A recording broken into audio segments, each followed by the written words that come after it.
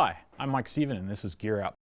Today we're going to talk about taking care of your skis, snowboards, your winter sliding equipment. So the first thing that I'll mention is when you're finished for the season, one of the smartest things that you can do is put a storage layer of wax on the ski. It doesn't have to be a high-end wax, just a basic wax. You coat it and then you don't scrape it. So that first thing in the wintertime, you're ready to scrape and clean off that ski and get going. How you know, the other thing that'll help you take care of your skis is knowing when your base needs some wax. So when you look at this ski, you're gonna see a lot of white in this ski. So with that white, that is saying that this ski is thirsty, it wants some wax. Wax soaks into the ski and hydrates the base. So it gives the base hydration, and it also helps you pick up speed. So a lot of people know that wax helps them go faster on the mountain, but they don't know about the secondary feature of it, keeping it hydrated and taking care of your base. Because if you leave your base too long unwaxed, you can actually shrink the base on the ski. And then you've got gaps between the base material and your edge material. So when you have a ski like this, it would be smart, you can kind of see this guy's got some dirt on it from the end of the season. It would be smart to use some base cleaner, clean it off with some base cleaner, and then apply that storage wax. I'm going to explain waxing just a little bit because it's one of those things that you can do quite easily. You don't need a lot of equipment to do, and if you're a little bit handy, yeah, you can save yourself a few dollars by doing it at your house. So the things that you'll need would be an iron. A lot of people ask, can I use a clothing iron? You could. The only problem is that you don't know what temperature you're melting the wax at with those, because what temperature is cotton or some of the other settings on an iron. Whereas with waxing iron, you're going to have specific temperatures because different waxes actually ask for different melting points. Depending on what additives they have in the wax, they ask you for a different melting point. You never want the iron to be smoking because that's burning the additives that make you go fast out of the wax. Okay, so you need an iron. So you iron it in and into the base. There's lots of videos on the internet that'll show you kind of how to do that. So you can check that out. The next thing you do is you scrape the ski. You let it cool, the wax will cool on there. Then you'll scrape the ski with a plexi scraper, something like this would do the trick. And then the last phase of it is to use a brush to brush the wax out of the pores in the ski. There's little waxing pores in there, and when you brush the wax out of the pores, it actually makes the ski faster. I can kind of understand you're saying, well, why are you taking the wax off the ski if wax makes it faster? The saturated wax is what makes your ski faster. So that's the wax that's embedded into the base of the ski. The stuff that hasn't gone into the base and is just sitting on the top, that'll actually slow you down. So it's kind of an interesting conundrum there. You do want to take all the wax off of the base of the ski when you're finished scraping. So using a brush, this is copper and nylon, so it's a good mixture, pulls the wax off. There's all sorts of different types of wax. We talked about hot waxing. Hot waxing is using a wax product, say something like this. This is a bulk product. You can see iron temperature should be set to 145 degrees. This is also temperature sensitive. It's LF6, meaning that it's got a certain bracket that the wax is most effective at. So if you want to get real dialed in with your speeds, you can pick up a little bit more speed by waxing to the correct temperature. The last thing that I'll mention about this wax is you see an LF on it. That stands for low fluoro. Fluorocarbons are what makes wax fast. It's an additive put into wax. It's quite expensive, so the wax price goes up significantly as you add more fluorocarbons. What fluorocarbons do is they're simply hydrophobic. So they don't like water. They repel water incredibly well. Believe it or not, on the snow, you're traveling on a film of water. So when you're traveling on that film of water, if your skis are hydrophobic, you slip over top of that water really nicely. That's why on a -30 day, the snow feels like styrofoam and the snow is kind of slow, because it's really hard to generate that layer of water on that kind of temperature of snow. Okay, so that's hot waxing. if you say, look, I want to take care of my skis board or cross-country skis, but I don't want to do that much work, there is like an aerosol type wax or paste waxes. And either one of these products go onto the ski quickly, but in all honesty, they also come off the ski faster. So easy on, easy off is the rule with waxing. So if it is simpler to put on, it is going to come off a little bit faster. I just want to touch base on something that is a universal truth. So like waxes are designed for the bases of alpine skis. They're designed for the glide zones of a cross-country ski. So the glide zone meaning in here. This yellow area is the grip zone on a cross-country ski, so you wouldn't wax that. There's a separate kind of product that takes care of that area of the ski.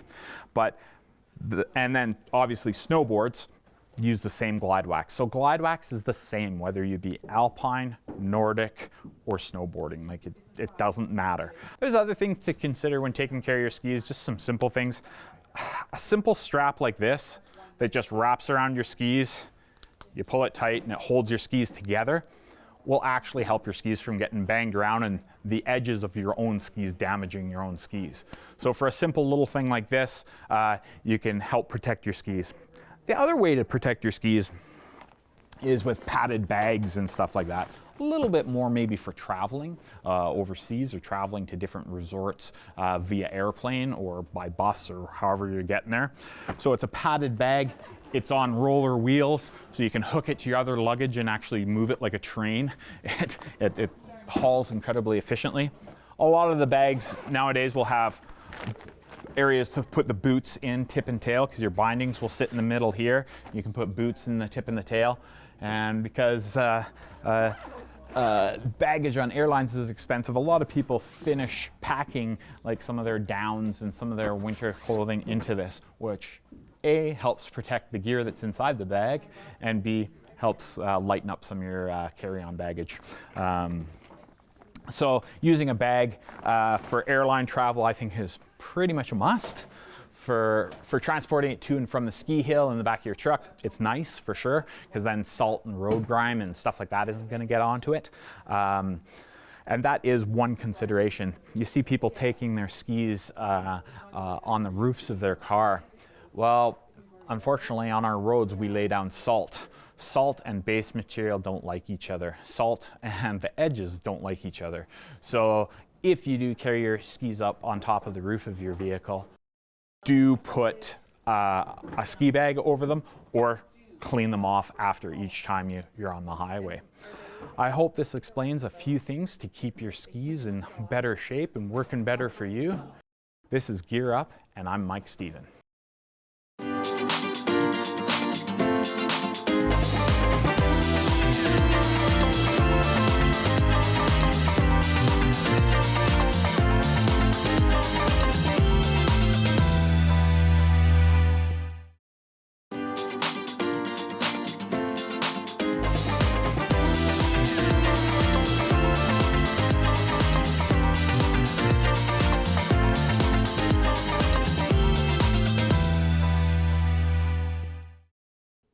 Hi, I'm Mike Stephen, and this is Gear Up.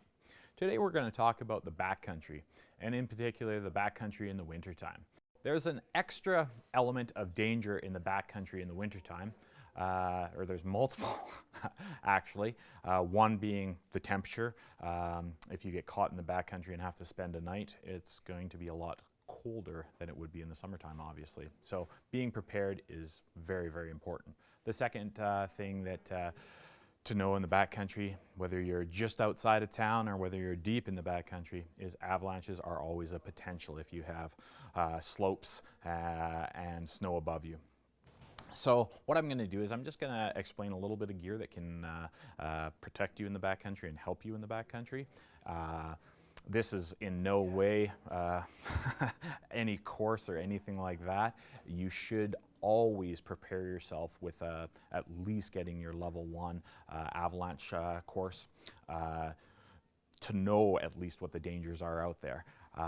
Because a lot of people venture into the backcountry and just have no idea of the potential dangers. At least after you take a course, you'll have a solid understanding of what the potential dangers are, and you can start slowly learning more about the backcountry to keep yourself safe in the backcountry. So the first thing that I'm going to go over is the three basics of the backcountry are going to be a probe, shovel, and beacon. These three instruments work together as a team to find a buried person. The other piece of information that kind of goes without saying, but you should always travel in the backcountry in a group. So 2 or more people, 2 as an absolute minimum. It's nice to have a few more. But you need to travel in a group for this stuff to work. So your beacon, this is not an avalanche sensor. It doesn't sense avalanches. What it does, it sends out a signal of your location. So let's say the worst thing happened, an avalanche happened, and your friend is caught in the avalanche.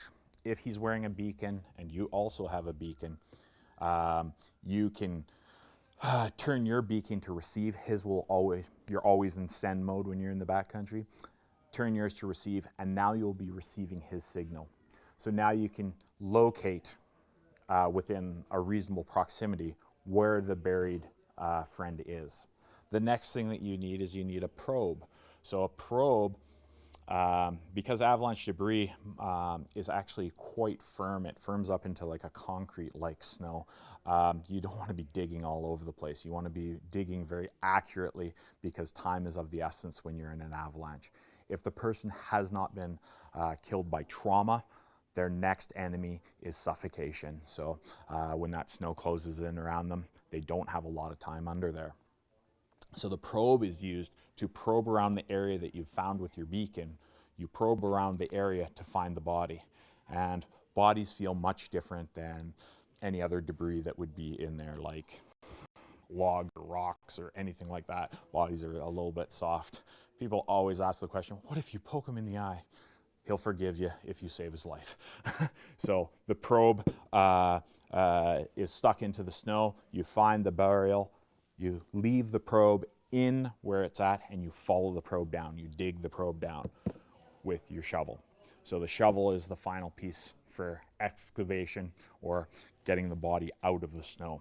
So this is an absolute minimum, and like I say, some knowledge of the backcountry is an absolute minimum for going back there. It just makes zero sense to be in the backcountry with no knowledge and no equipment.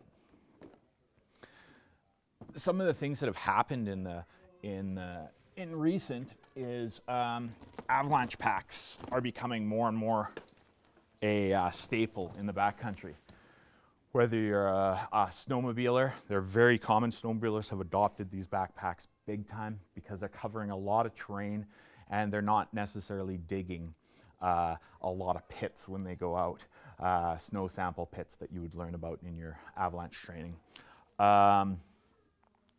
An Avi backpack is designed to be triggered once the avalanche does go off. So this is something that can help you once the avalanche is moving. If you find yourself caught in an avalanche, an airbag or a backpack with an airbag system in it is designed that you're able to deploy it very similar to a parachute. It's got a pull toggle that's just hidden in this zipper right here. So there's your pull toggle. You give that a tug and an airbag inflates above your head.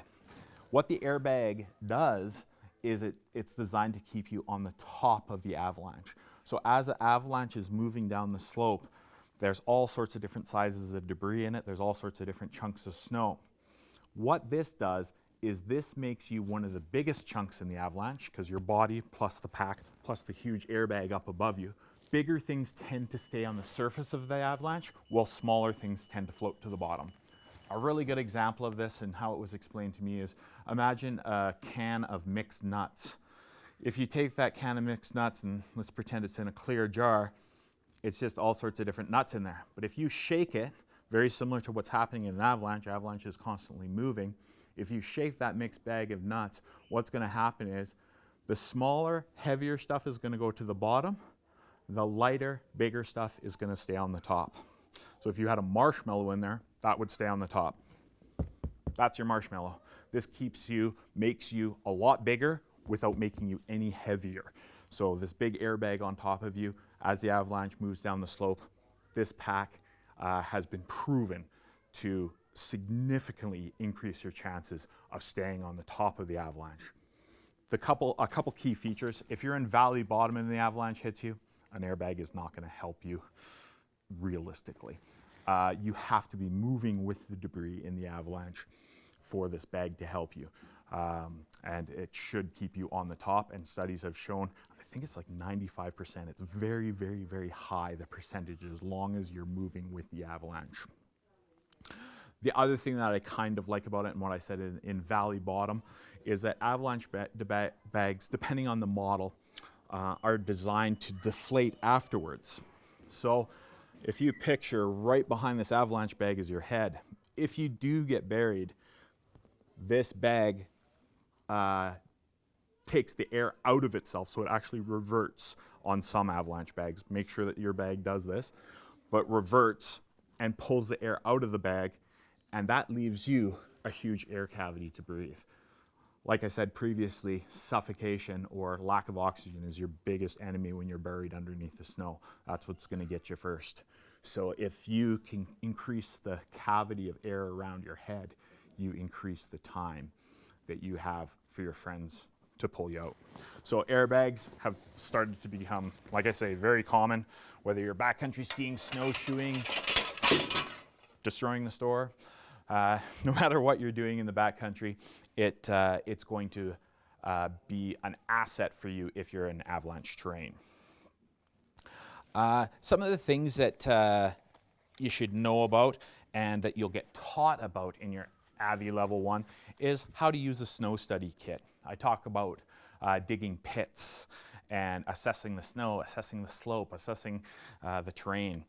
That is super important. You can get snow study kits, but just having it isn't good enough. You need to know how to use it. That's why I can't stress enough, if you're going to go into the backcountry, get a course. Things like Roosh block cords. A Roosh block is a thing that you build. You basically dig a pit of snow and you check the stability of the snow with a Roosh block. Roosh block cords are designed to cut that Roosh block and test the snow stability. So there's all sorts of tools that you can get once you have that knowledge to make your backcountry experience much safer. Another thing I always explain is a saw.